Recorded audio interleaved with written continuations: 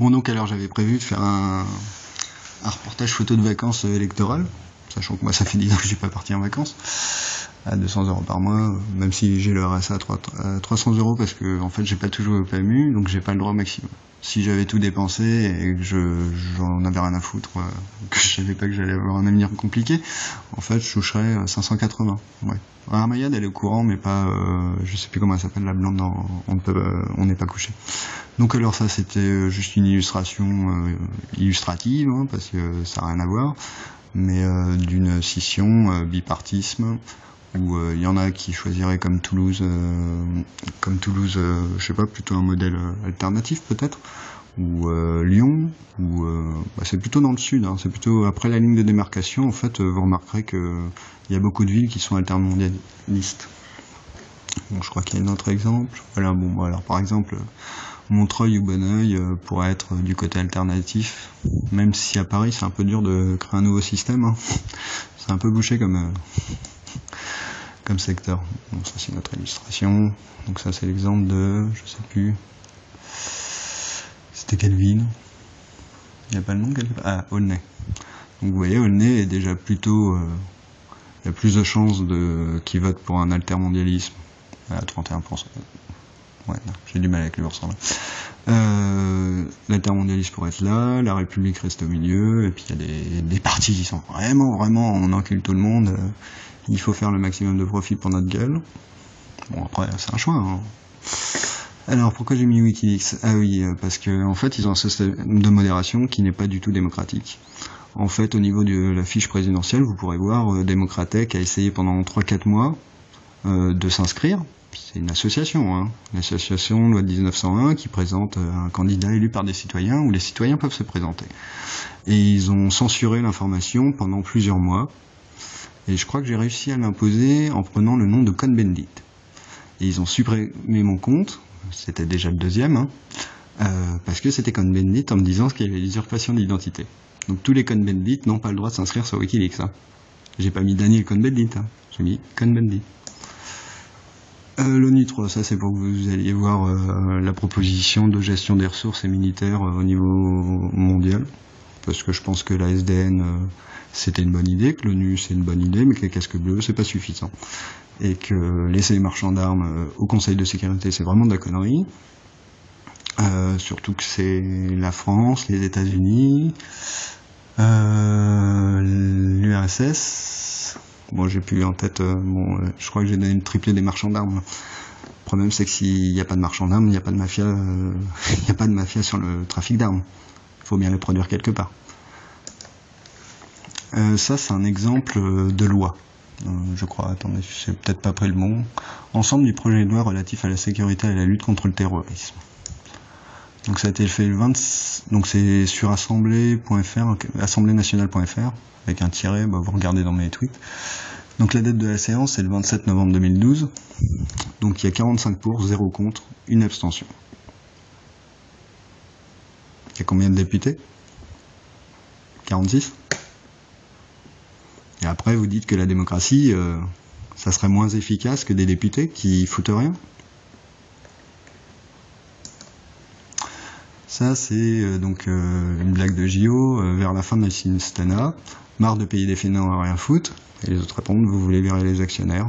Ah oui, c'est des assistés. Hein. Faut pas oublier que les premiers assistés en France qui coûtent le plus cher à la nation, c'est d'abord les rentiers immobiliers et ensuite les rentiers boursiers. Ensuite, ouais, si vous voulez, il y a le RSA, mais le RSA, c'est 10 milliards par an. Le chômage, 30 milliards, et la dette dans les 170 milliards, je crois. Enfin, c'est plus. Vous regarderez dans le budget, hein, c'est pas très bien écrit, il faut regarder les petites lignes du contrat. Donc ça, c'était pour illustrer le Kampf politique, dont j'ai parlé dans une autre vidéo. Le Kampf politique, c'est le combat politique en français. Combat, c'est Kampf. Et voilà, l'immigration, c'est un Kampf politique. Pendant 20-30 ans, on n'a pas parlé de la dette, et maintenant, quand il est trop tard et qu'on a... j'ai plus le chiffre en tête. Merde.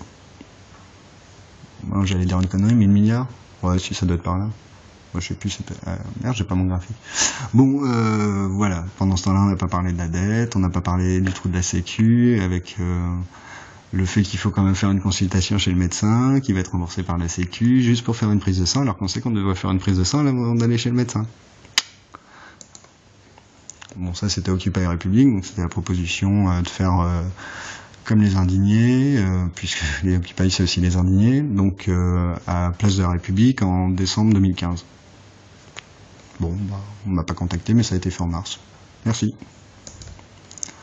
Donc ça, c'est le capital qui s'amuse avec le coq français.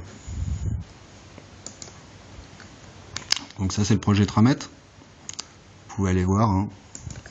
La pollution, c'est fini. C'est pas rentable pour le CAC 40. Ah, mon Dieu. Pourtant, ça sera bien plus pratique. Hein. Plus de changement dans le métro. Plus de petite mamie qui marche 1 kilomètre pour trouver son arrêt de bus. Ou qui est obligée d'avoir une voiture qu'elle peut plus conduire quand elle est trop vieille, qui s'isole, enfin bref. Arbeit macht frei, donc ça veut dire le travail rend libre. C'est le slogan d'Hitler. Donc faites gaffe à tous ceux qui défendent le travail avant tout. C'est l'homme, avant le travail et la consommation. Et si c'était vous? Donc chassez sur les aveugles. Bon, bah voilà, hein. Tous ceux qui fument savent ce que ça veut dire. Le capitalisme du gargouille à la santé, c'est que le cannabis est autorisé, les drogues dures seulement dans les trucs, dans les grandes sociétés de télévision, mais le tabac n'est toujours pas interdit. Ouais, ça je préfère pas le commenter. Donc ça, c'est si on calcule le nombre de morts. Faut savoir qu'il y a 20 000 enfants qui meurent chaque jour.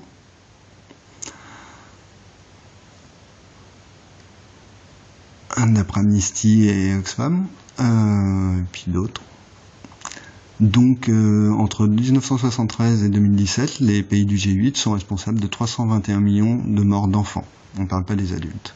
De 2005 à 2017, 87 millions d'enfants. Les nazis ont tué 60 millions d'enfants.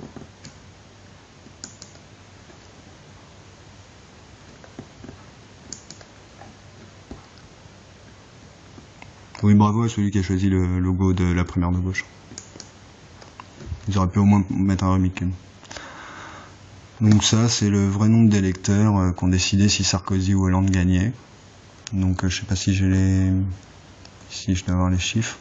Donc il y a 16,8 millions de Français qui ont voté pour Sarkozy, 18 millions qui ont voté pour Hollande. Il reste combien? 47% de la population qui n'a pas voté. Juste parce qu'elle vote pas les lois, qu'elle vote pas les préfets, qu'elle vote pas vous, enfin bref, qu'elle va voter dans ta vitrine, tu vas voir. Ça, c'est le mode de scrutin de la primaire.org. Donc, plutôt que d'élire un petit chef, hein, on dit, ah, c'est mon copain, j'aime bien celui-là, oh, il est trop cool, oh, putain, j'aime bien, il est joli, oh, t'as vu ses yeux, oh, il est tout mignon, oh, puis il a dit un truc que j'aime bien, bah, l'autre ici, il avait des trucs que j'aimais bien, mais je peux pas choisir les deux. En fait, vous évaluez sur la primaire.org, vous évaluez les propositions des candidats, et puis vous lui donnez une mention. Très bien, bien, assez bien, passable, insuffisant. Donc vous pouvez voter pour 2 personnes que vous aimez, par exemple Payon et Valls, mais non, le PS, ils sont un peu arriérés, hein. Ils ont jamais eu le bac, ils sont toujours en primaire, donc voilà, bah, sinon la gagnante, c'est Charlotte Marchandise, qui a eu 50% de très bien. Moi, je suis plutôt pour un système où on note chacune des propositions, et en fait, plutôt que de choisir encore un chef, bah, on vote pour les différentes propositions, et ensuite on voit si elles sont cohérentes entre elles. Et après, chaque personne qui a défendu une proposition peut être dans une assemblée qui s'occupe de ça. Donc ça, c'est une illustration. Qu'est-ce que c'est qu'un bureau de vote? Méfie-toi de ceux qui vont de l'éclairage à lumière, bah, 50 secondes. Ça, c'est une idée, on a le droit de taguer sur les passages piétons, hein. Et on le fait pour le Tour de France. Ils le font avec leurs affiches sous les ponts, ils en foutent partout, les politiques, donc voilà. Encore une image des bureaux de vote. Comment se faire républicaner. Et bon, bah ça, c'était différentes vidéos qui vous décriront la deuxième démocratie online. Bon, ça, c'était une blague, mais il y a quelque chose dans la vidéo. Ça, c'est la loi vivante. La deuxième planification, à chaque fois, vous avez des posts qui correspondent sur le Trello, qui est dans les commentaires de la vidéo. La deuxième fraternité, le bipartisme, tout ça. Le bipartisme est le tampon de la République au cas où ça merde. le bipartisme altermondialiste, la deuxième tramette, voilà.